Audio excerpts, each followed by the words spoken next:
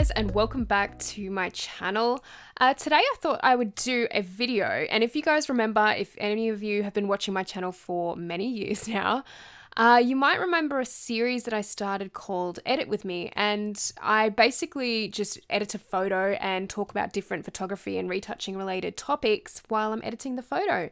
It's kind of a very relaxed type of video, and I thought while everything is going on in the world right now with coronavirus, I would do one of these videos because I feel like it's a little bit more relaxed for me to do as well, and I don't have to kind of film any models, which is great because that is something I'm unable to do at the moment. I'm pretty much unable to do a lot of videos which require models and makeup artists and all that sort of thing. So I'm pretty limited to tutorials, talking videos, that sort of thing as well.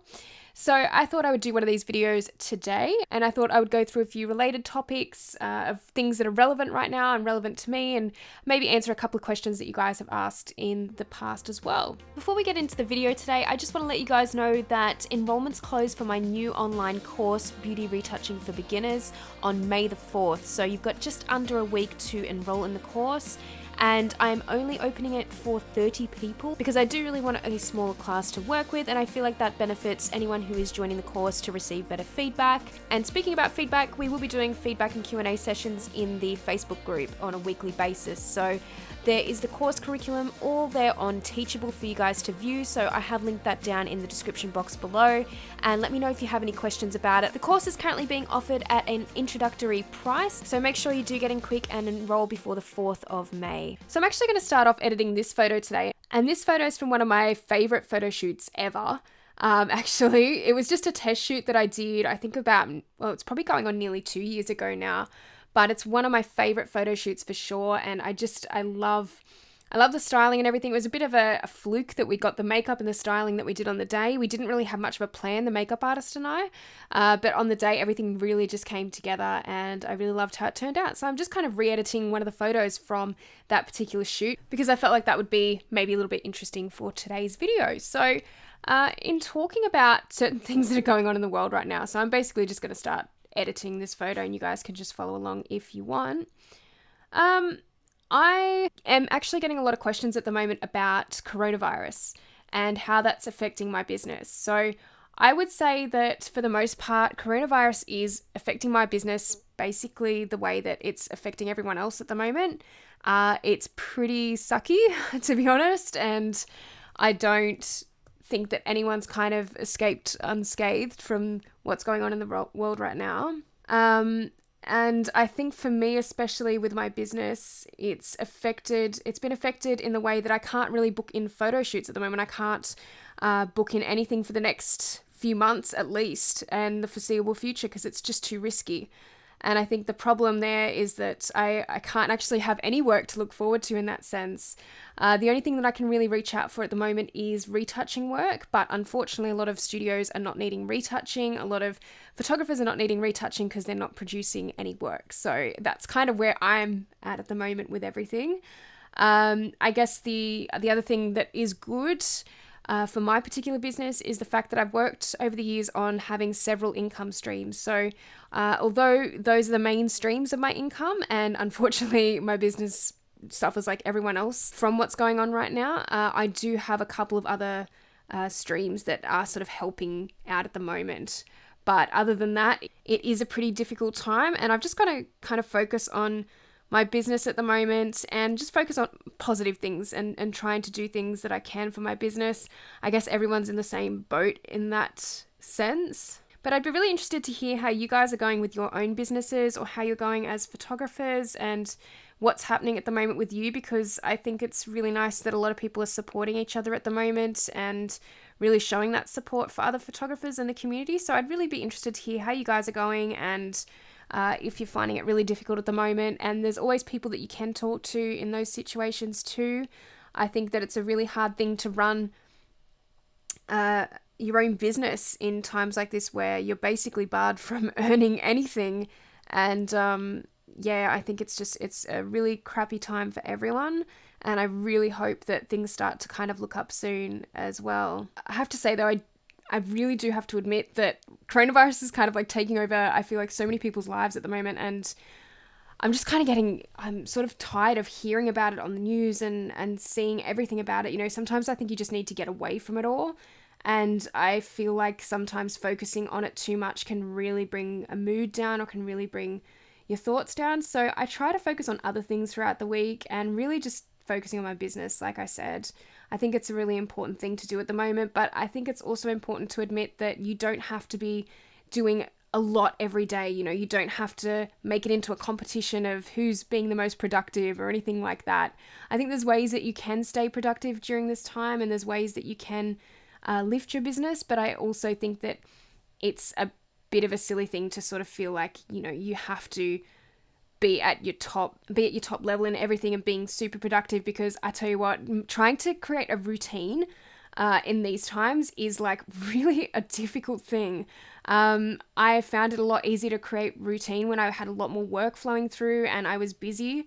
And now that I'm not as busy and that I'm at home every day, it is really difficult to form that routine. I find myself not getting up at the same time that I used to. And then, I don't know, I don't feel as productive sometimes. But I think during times like these, it's okay to not feel like you're 100% productive every day. I think that's an important thing to keep in mind. So another thing that I get asked pretty often, and I think I've kind of answered this question before and talked about it a little bit, but another question that I do get asked is how I got into beauty photography and why did I get into beauty photography? And there's a few reasons kind of based around this. And one of those was the fact that I had done location photography or location fashion for I'd been doing it probably over about 10 years nearly. And it was starting to get to the point where I was finding myself a bit stale with it. I found that I wasn't trying new things. And I think that was really affecting the quality of my work and how I felt about my photography in general. So I really felt there needed to be a change there. I needed to expand my work and my portfolio. And I needed to cover more bases, especially in my portfolio. So I think that was one of the reasons why I did move on to beauty photography. Another reason that I actually moved into beauty photography was because I always loved makeup. And it's funny that I'd never really thought to go into that niche earlier, because makeup was something that I always felt like I understood more than I did fashion a lot of the time. And I loved always watching tutorials on makeup when I was younger and doing my own makeup and doing self-portraits with all these different makeup styles. And then like that was a really big part I always found for me with photo shoots, was thinking about the makeup a lot of the time. And unfortunately, when you're doing location fashion, it's harder sometimes to work in a bolder makeup style and to really focus on that as much. And that's why I kind of really forced myself to get into studio and start practicing with beauty photography that way, because studio was something that I was always very intimidated by. It always felt like it was that thing that I would never kind of reach. It was, I don't know, I just felt like it was never something that I was very well trained in through my colleges that I had attended.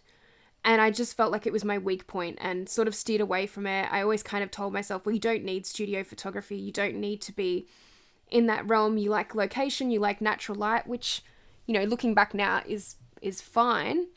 But I do think that's really limiting to look at it that way, and to never want to try studio for those reasons. And the funny thing was, as soon as I started to work more in a studio, I actually started to like it a lot. I think especially for reasons being such as for location shoots. When I was living down in Melbourne, I would say like a really good percentage of them did get cancelled. There was a lot that I did sort of work through, and I tried to work through bad weather, for example. Melbourne's known for its pretty turbulent weather patterns, and there were a lot of shoots that I had to cancel. So it was nice to actually find that with studio, you weren't really cancelling for weather, obviously, because you're inside. So that was a really, really nice change, working in a studio that way. But also, I think just being able to control the light as well. I mean, when you're outside and you're using natural light, although it is beautiful and really, I still feel like a lot of the time there's nothing that beats a really, really nice bit of natural light. But it is hard. It is harder on certain days, certain types of days where it can be cloudier and things like that, and you're not getting that highlight that you want or that sort of thing too. So I felt like that really bothered me in the end with natural light photography, was just not being able to control that light. And then studio to kind of open up that world of possibilities in that way was just awesome. Although I didn't think I would love using different modifiers because they always, like I said, intimidated me. There was so many things to studio that I just didn't know. Using different modifiers was so interesting and great for me because it was exciting and I could see what they all actually did. The advice that I would give to anyone that is looking at doing a little bit more studio work is don't be afraid. I mean, it's easier said than done, but I feel like there's just so many different ways you can start off with studio work to make it not as intimidating and to make it a little bit easier to understand. And the way that I would do that is probably by using a home studio. And I've talked about that a lot in my YouTube videos before. I think that home studios are fantastic to start off with because it really allows you to experiment a lot more. You're not on a time limit with studio fees and things like that. You're obviously saving a lot more money that way because you're not paying out for a studio. So I do think that it is a really good way to try and learn studio, especially for beauty photography, because you really don't need a lot of space. So I always found that doing studio work at my apartment was easy enough to do because I didn't need a lot of space there and I could really just focus in a lot on the makeup and the hairstyling and really create some portraits that I'd always wanted to create but just felt like I never had the confidence to kind of do. So I feel like a lot of people should be able to find that easy enough. I think with starting off in a home studio, it's a lot more comforting as well. You're in your own space, you know what you're kind of doing as far as maybe lighting setups after a while too, and you kind of just start to know what works. And I think for me with beauty photography, that was nice to feel a little bit more confident every time on a shoot. And I started to feel like how I did with natural light after a while and knowing certain angles and what was working best with lighting. I think the other reason I got into beauty photography though that I do need to mention is because it was really an opportunity financially for me as well, because there wasn't really a lot of, or there really still aren't a lot of beauty photographers out there, particularly in Australia, I should say. And a lot of photographers don't actually do beauty work. So I think that was something that I really had to jump on board with and start expanding into my portfolio in that way. And funnily enough, as soon as I did start doing that and became more well known for beauty work, that's when a lot more job offers started to roll in. And it started to get really exciting with the types of clients that I was working with. And even with my agent, who I'm currently signed to and who is currently my manager, she actually found me through my beauty work. So that was another reason why it was just such a great move for me and why I felt like in the end it was the right thing to do and the right move to make. And it was pretty scary at first, especially with YouTube and that, because I'd also been pretty known already on YouTube, I guess, for doing location work. So to sort of switch it up like that was a bit scary, and to think that people might not be interested anymore in my work, that was a bit scary. But I think overall it really did work out for the best, and I'm so excited to see where the rest of this micro career change, I guess you'd call it, will take me. I'm not saying that I probably will do it forever, because I think there's just so many different creative routes that you can take through photography, and maybe I will get tired of it in 20 years time or even less. So I don't know that, but I do think for now it's definitely the right path to be on for myself. And so the next question that I do want to answer is about any alternatives to Photoshop. And the alternatives to Photoshop question is one that I get quite often asked, but I wouldn't say that up until now I've really been able to answer it properly, because I have actually done a bit of research recently just for the purposes of my course that I will be releasing. And there's actually a program called Affinity Photo. And I'd really, really like to do a video on it and to show you guys my first impressions of it, because I've heard nothing but good things about it in relation to, I guess, comparing it to Photoshop too. So I'd really, really love to try and do a video on that, so you guys can maybe see about having an alternative to Photoshop and maybe whether you'd like to use that over something like Photoshop too. So I'd really, really like to test that out a little bit more, because like I said, I have only heard good things about it. So let me know if you guys want to see a video like that, because I'd be really happy to show you my first impressions and to just edit a photo in there and actually test it out for myself too, because I'd really love to do that. And of course, one of the questions that I also get asked quite often, or have been asked quite often lately, is about my agent. And I get quite a few questions, I would say weekly, about my agent and how I actually was signed with my agency. I have gone over that before specifically. But what I haven't really talked about is more or less what a lot of the questions are that are directed towards me. And the question is, should I be signed with an agency or should I find an agent? And I would say with agents, the thing that's a little bit confusing for a lot of people, especially with creative agencies or creative agents, creative managers, is the fact that you don't necessarily go out and find them. It's not really like how an actor, for example, would go and find an agent or an agency. It's a little bit different to that. It's kind of like they find you. So I think the most important part is if you really want to be signed by an agency, or if that's your goal, you want to have a manager or you want to be part of a creative agency, I think the main thing to really focus on there is to get your work out there and to really collaborate with these agencies and make them kind of aware of you. You can sort of take to pitching to them as well. I know a lot of people who have really wanted managers in the past and have actually pitched their work and it's gone well for them. So I think if you get to that stage in your career where you feel like where you need that extra little bit of help or you want that bit more of a professional direction with everything, I think that's a really good way to do it, is maybe pitching to an agency. In my case, I didn't actually pitch to an agency. I actually had my agent contact me. It was a bit more out of the blue actually for some model test shoots because my agency is actually a modeling agency as well as a creative agency. So I'd actually heard of Precision Management before, and I'd heard that it was an up and coming agency on the rise, and I was really excited to test with some of their models. So I did say yes to my now agent. And so, yeah, I photographed a few of the girls from the agency and it went really well, and sent the images back to Sarah, my agent now, and she was really happy and said that she'd love to talk about representation. So that was a really exciting moment for me because I had always really had the goal and dream of having an agent or a manager, and I felt like that was just kind of like a pretty much a dream come true when she contacted me about that. So I was really, really happy in that situation. I would say that sometimes for a lot of people out there though, maybe having an agent isn't for everyone, and that's completely fine too. Personally, I feel like I do thrive at the moment with having an agent and having a manager because for me, I think it's really tough to do a lot of the back end stuff of having a business sometimes, and having those conversations with bigger clients and things like that can be really difficult, especially for me. I'm sure there's probably a lot of you out there that feel the same way with having conversations about payment, and chasing up payments is another thing. And there's a lot of really tough things that you do have to do as a business owner sometimes. And I wouldn't say that I'm suited to all of those things, and I don't think that everyone necessarily is. And for me, I really enjoy having Sarah there to kind of bounce off with certain things, and I feel like we work as a team more than anything. So for me, I really love having that kind of communication with my agent and that kind of a relationship. For a lot of people though, they do sometimes have the expectation that an agent is there to basically get them work and that's it. I kind of tend to disagree with that statement.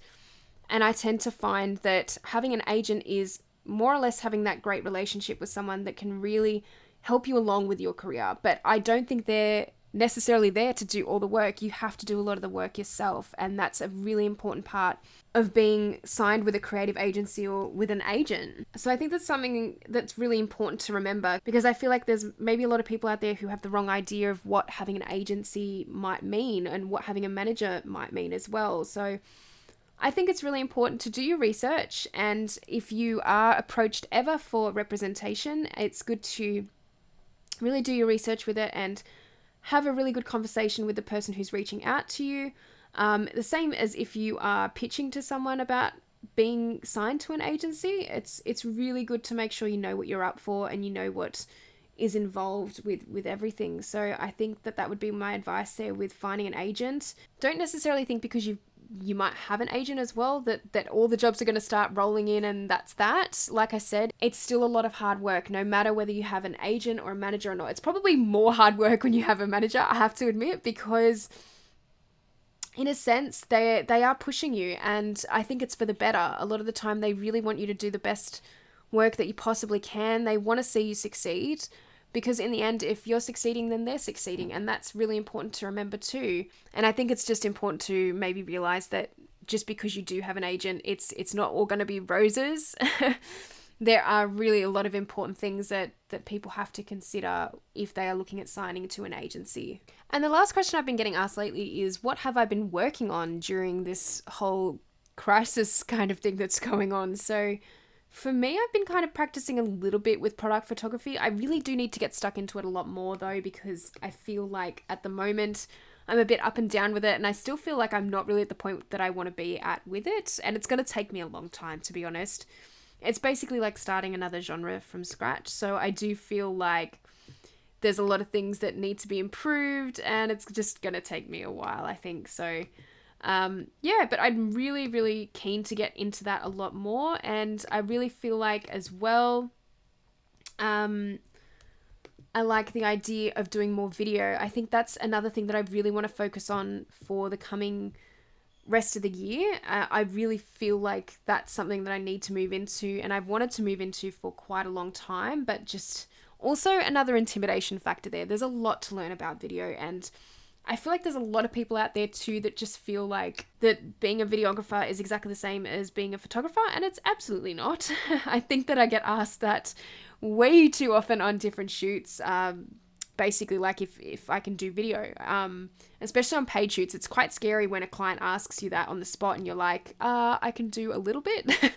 But yeah, trying to do it to a professional standard, obviously, where you know everything that you're kind of doing and you're very confident is a really different matter. So I do want to get a lot more confident with video and really experiment a lot more with that. I feel like I just don't get enough time to experiment with it at the moment. And yeah, I'd really like to try out some new different types of video, especially with beauty. I think I could really do some interesting stuff with beauty and video. So that's kind of like my next little thing that I'd like to really get started on. But apart from that, I have been doing a little bit of language learning off topic. I really enjoy language learning, for any of those people out there who don't know. I wouldn't say that I'm fluent in any other language really other than English, but I do enjoy learning languages in my spare time. It's really, it's kind of fun, and it's just something that I do if I do have extra spare time on my hands. So that's kind of what I've been doing lately, but nothing really too exciting. I've just been trying to obviously work on my course as well, and that's a really important thing for me to focus on at the moment. It's very exciting, and I can't wait until it actually commences next week, I think, at this stage. So yeah, apart from that, that is what I've been up to lately, and I really can't wait for the restrictions to end so I can start photographing again. I think that that's kind of what I'm after and what I'm waiting for at the moment. So guys, I'm going to give you a quick before and after here of the edit that I've just done. So kind of minimal type of editing, but I really like how it turned out in the end. And that's pretty much it for the video. So I hope you guys enjoyed me rambling for the last 30 minutes or so. And I really hope you guys are going okay at the moment. Please let me know in the comments section below if you would like to see more videos like this, or if you would like to see different videos, and let me know any of your requests. For those of you guys who are still interested in doing the Beauty Retouching for Beginners course, I've left the link in the description box below, so be sure to enroll before the 4th of May when enrollments close, and I will see you in the next video. Bye!